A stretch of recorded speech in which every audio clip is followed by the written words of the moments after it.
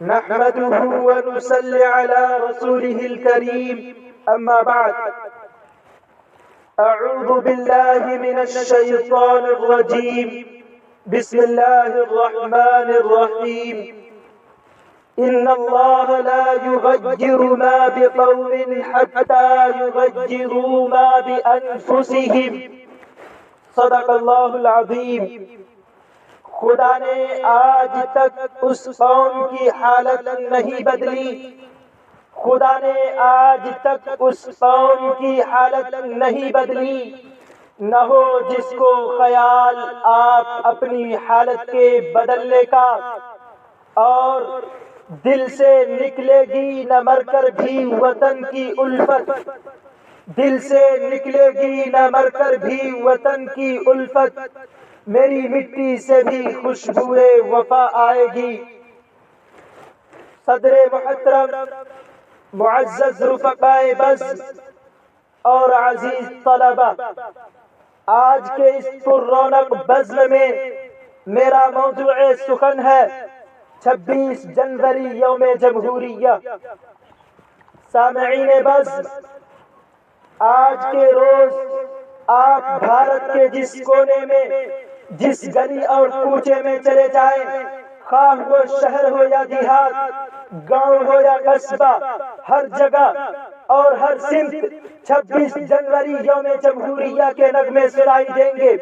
کہیں سے شہیدان وطن کے داد و تحسین کی آوازیں آئیں گی، تو کہیں سے یوم جمہوریہ کی خصوصیات کے نغمے سنائی دیں گے۔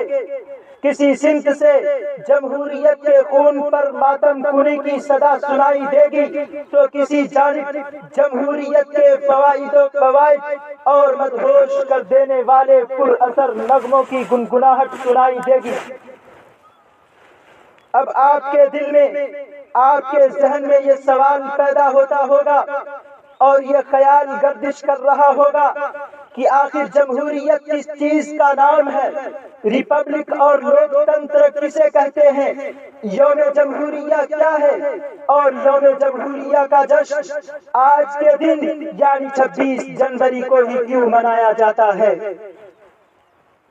حاضرین گرامی، میں آپ حضرات کے سامنے انہی سوالات کے جوابات اور انہی خیالات کو دفع کرنے کے لیے اسٹیج پر براجمان ہوا ہوں۔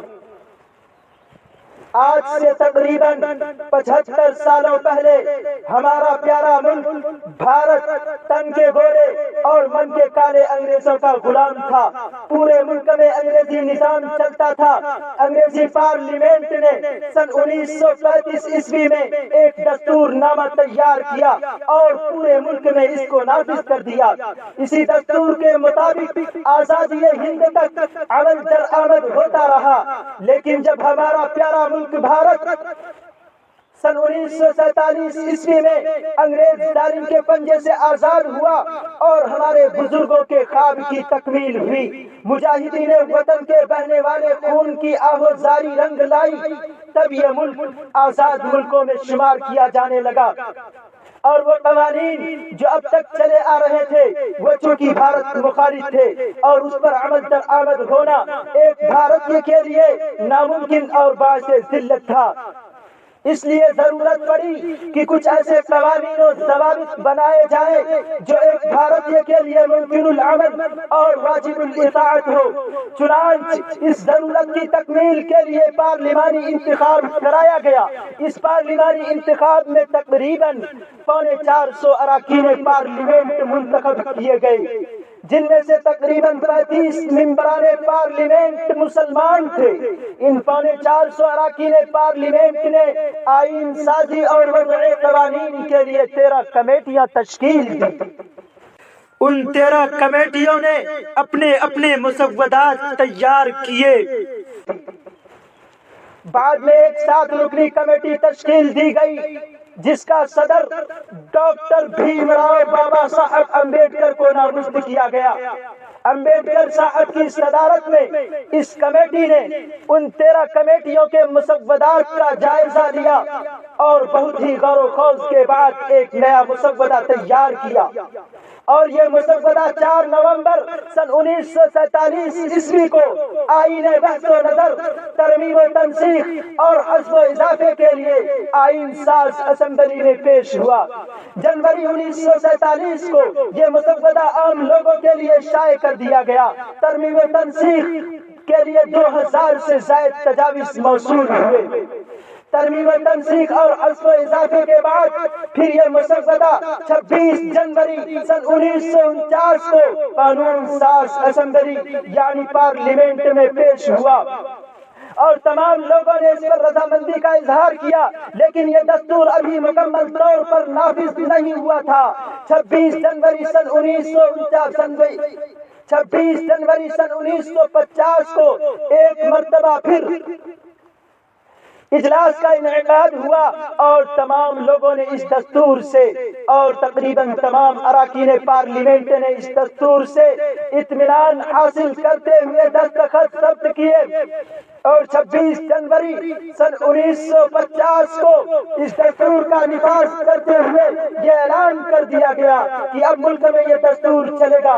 ملک کے ہر باشندے کو اس دستور کی پابندی کرنی ہوگی۔ اس دستور کے تحت یہ ملک جمہوری ملک ہے اور جمہوری ہونے کا مطلب یہ ہے کہ اس ملک کے ہر شہری اور باشندے کو بنیادی حقوق دیے گئے ہیں۔ ہر شخص کو اپنے مذہب اور رسم و رواج کے مطابق زندگی گزارنے کی مکمل آزادی ہے۔ اس ملک میں رہنے اور کھانے پینے کی مکمل آزادی ہے۔ اس ملک کے ہر باشندے کو ہر چیز میں مساوی اور برابری کا حق ہے۔ ہمارا پیارا ملک دنیا کے تمام جمہوری ملکوں میں سب سے بڑا جمہوری ملک ہے۔ سامعین بس اس ملک کے آئین کے پریمبل یعنی تمہید میں کہا گیا ہے، ہم بھارت کے عوام بھارت کو ایک مقتدر سماجوادی سیکولر عوامی جمہوریہ بنانے کے لیے اور اس کے تمام شہریوں کو سماجی، معاشی اور سیاسی انصاف، خیال، اظہار، عقیدہ، مذہب اور عبادت کی آزادی باعتبار حیثیت اور موقع مساوات حاصل کرانے کے لیے اور ان سب کے مابین فرد کی عظمت اور قوم کے اتحاد اور سالمیت کو فروغ دینے والی اخوت و محبت کو فروغ دینے کے لیے اور سالمیت کو یقینی بنانے والی اخوت و محبت کو فروغ دینے کے لیے متانت و سنجیدگی سے عزم کرتے ہوئے اپنی آئین ساز اسمبلی میں آج وہ 26 نومبر اپنی آئین ساز اسمبلی میں آج وہ 26 جنوری سن 1949 کو ذریعہ ہذا اس آئین کو اختیار کرتے ہیں، وضع کرتے ہیں اور اپنے آپ پر نافذ کرتے ہیں۔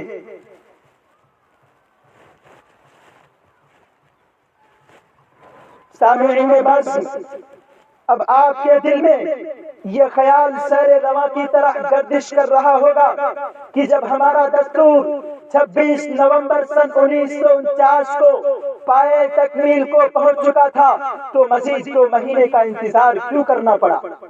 تو اس کو سمجھنے کے لیے ہمیں سن 1930 تک واپس جانا پڑے گا۔ دراصل 26 جنوری سن 1930 کو کانگریس پارٹی نے آزادی کا ایک بل بنا کر گورنمنٹ آف انڈیا کے سامنے پیش کیا اور آزادی کا اعلان کر دیا، مگر بدقسمتی کہیے کہ ان کا یہ بل کامیاب نہ ہو سکا اور آزادی کا خواب چکنا چور ہو گیا۔ لیکن کانگریسی ہر سال 26 جنوری کو یوم آزادی کے طور پر منانے لگے، یہاں تک کہ سن 1947 عیسوی میں ہمارا پیارا ملک آزاد ہو گیا۔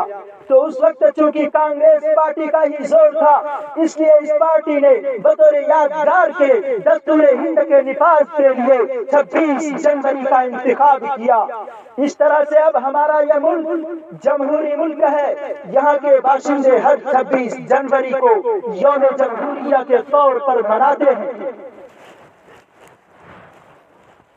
محترم حضرات، میں کلام کو مختصر کرتے ہوئے ایک خاص بات کی طرف توجہ دلا کر اپنی جگہ لینے کی کوشش کرتا ہوں۔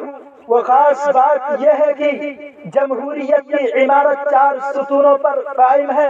نمبر 1 مقننہ یعنی پارلیمنٹ، نمبر 2 انتظامیہ یعنی گورنمنٹ، نمبر 3 عدلیہ یعنی سپریم کورٹ، نمبر 4 ذرائع ابلاغ یعنی میڈیا۔ جمہوریت کے قیام اور اس کی بقا میں یہ چاروں ستون اپنا اپنا کردار ادا کرتے ہیں، اور ہر کردار اپنی جگہ اہمیت رکھتا ہے۔ دنیا میں جہاں کہیں جمہوریت ہے وہاں یہ چاروں ستون اور ادارے مؤثر طریقے پر اپنا کردار ادا کرتے ہیں۔ جہاں بھی ان میں سے کوئی ادارہ کمزور پڑتا ہے وہاں جمہوریت کمزور پڑ جاتی ہے۔ اب ہمیں یہ دیکھنا ہے کہ ہمارے جمہوری ملک کے یہ چاروں ادارے صحیح طریقے سے اپنے کام انجام دے رہے ہیں یا نہیں، سرکار اپنی ذمہ داری نبھا رہی ہے یا نہیں، عدلیہ اپنا فرض منصبی ادا کر رہا ہے یا نہیں، اراکین پارلیمنٹ ہمارے ملک کی ترقی کے لیے فکر مند ہے یا نہیں، اور آخری بات یہ کہ میڈیا اپنے منصب کا خیال کرتے ہوئے اپنی ذمہ داری نبھا رہا ہے یا نہیں، میڈیا عوام تک صحیح خبریں پہنچا رہا ہے یا نہیں۔ اگر یہ چاروں ستون مضبوط ہیں اور اپنے فرائض انجام دے رہے ہیں تو سمجھے کہ ملک کی جمہوریت محفوظ اور مضبوط ہے، ورنہ سوال اس کا مقدر بن چکا ہے۔ میں انہی چند باتوں پر اپنی تقریر کو ختم کرتا ہوں۔ وآخر دعوانا ان الحمد للہ رب العالمین۔ السلام علیکم ورحمۃ اللہ وبرکاتہ۔